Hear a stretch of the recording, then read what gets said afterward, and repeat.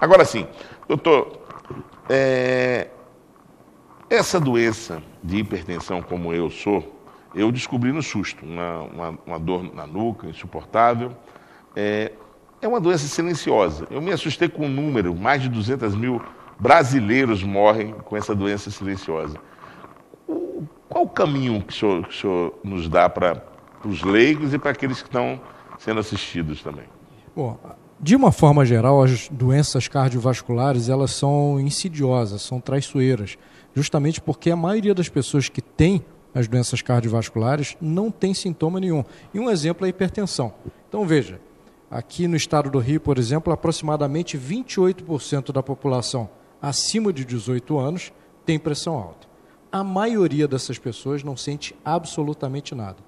Então, veja, muita gente tem pressão alta, não sente absolutamente nada, por consequência não trata, e vai ter todas as consequências ruins de uma hipertensão não tratada. Por isso, muitas vezes, a estratégia é fazer uma verificação de rotina, ou fazer um check-up, ou medir de vez em quando. Mínimo eletro, ou né? estar atento a sintomas, né? Sintomas como dor de cabeça, tonteira. Eu gosto de me usar como exemplo, porque eu não vou como se diz, me colocar na justiça contra eu mesmo.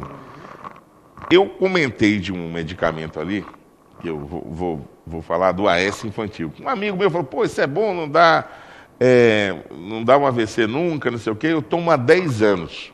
E você acabou de me falar que isso aí é para casos preventivos, não seria o caso do AS. Quer dizer, é uma ignorância popular minha.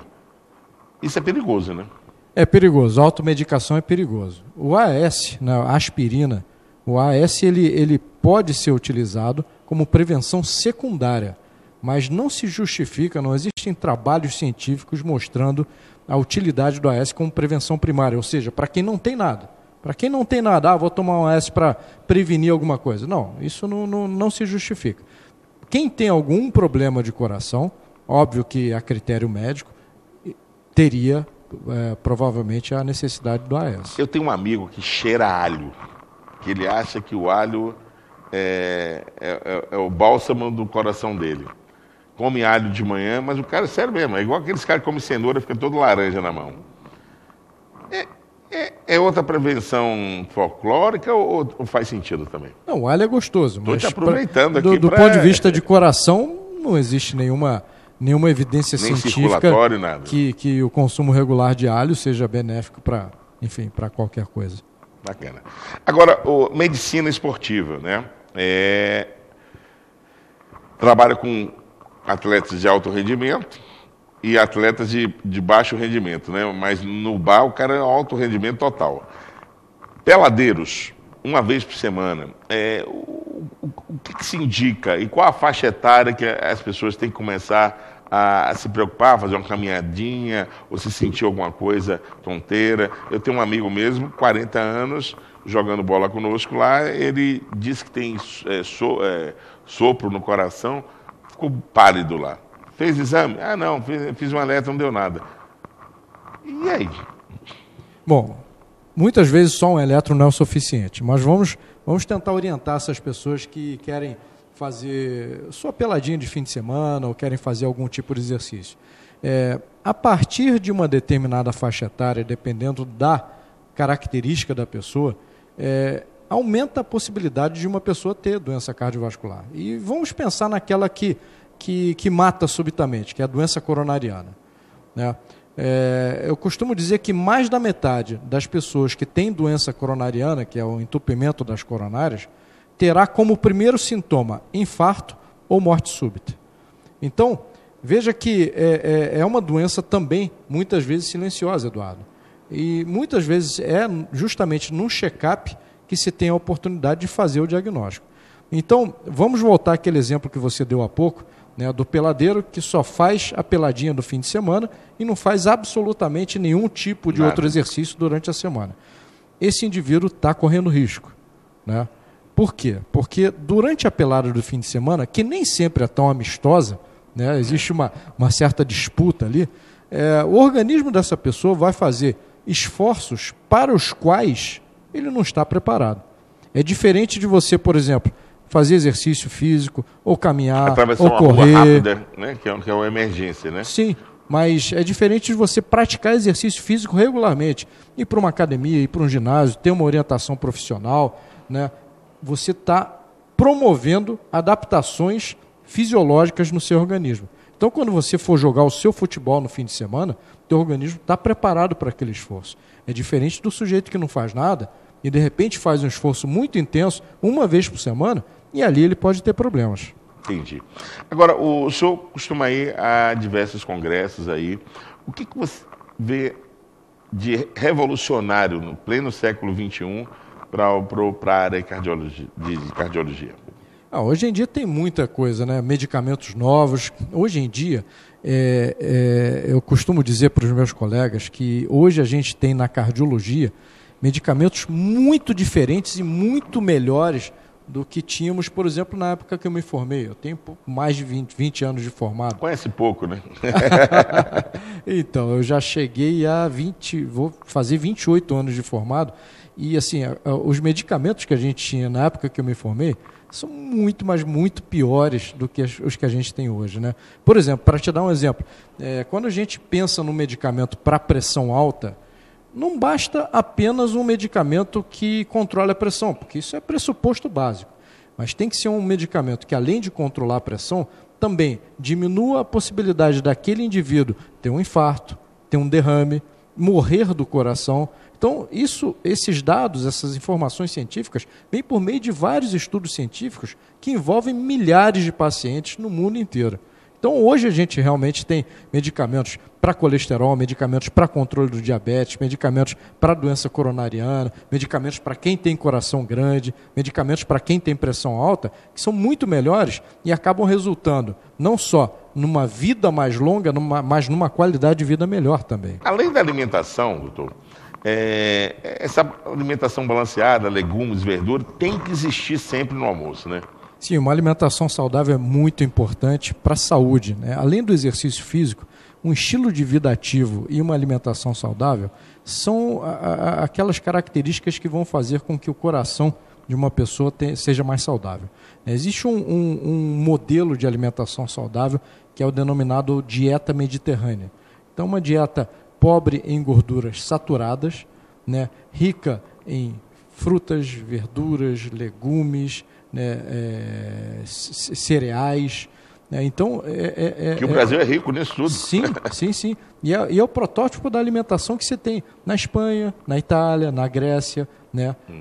Óleos, azeite em abundância. O azeite, se diz que se fritar um filezinho de frango com azeite, ele na X temperatura já começa a inverter já modifica. O disjuntor dele. O ideal é usar o azeite cru mesmo na salada, né? O azeite virgem, né? É bom pro coração. É bom pro coração. É aquele negócio de tomar uma colherzinha de café, de sopa de azeite por dia. Acho que não também precisa chegar a esse precisa ponto, isso né? Também, né? Não, mas coloca o azeite na salada. E tem um amigo meu que fala, Eduardo, toma-se um cálice por dia de vinho que fica bom. Aí o meu pai juntou assim, estou tomando 4, 5 dias, tomou 2 garrafas. De fato, o vinho faz bem para o coração, mas Talvez talvez a gente não possa fazer a recomendação de tomar todos os dias, porque isso vai acabar prejudicando outros órgãos. É né? verdade, mas melhora na parte cardiovascular e deixa o cara alcoólatra. Exatamente. Ou o fígado vai para o espaço, né? Agora, Paralimpíadas e Olimpíadas, o que você achou aí desses recordes de paralímpicos e que, equiparando-se com a Olimpíada, surpreendeu? Como é que você vê, você que acabou de vir de um congresso aí, né, de esporte, como é que você vê isso aí? Bom, os Jogos Olímpicos e Paralímpicos são um grande espetáculo, né? Na medicina do esporte, até paradoxalmente, a gente costuma dizer que esporte de alto rendimento não necessariamente é uma coisa saudável. Esses atletas, eles têm que fazer uma quantidade muito grande de exercício para obterem os seus resultados. Né? Eu costumo fazer uma comparação com um remédio. Da hipertensão que a gente estava falando há pouco, né? Um hipertenso ele toma um medicamento numa determinada dose. Se essa dose for muito baixa, não tem resultado. A pressão vai continuar alta. Isso. Se essa dose for muito alta, provavelmente ele vai ter efeitos colaterais.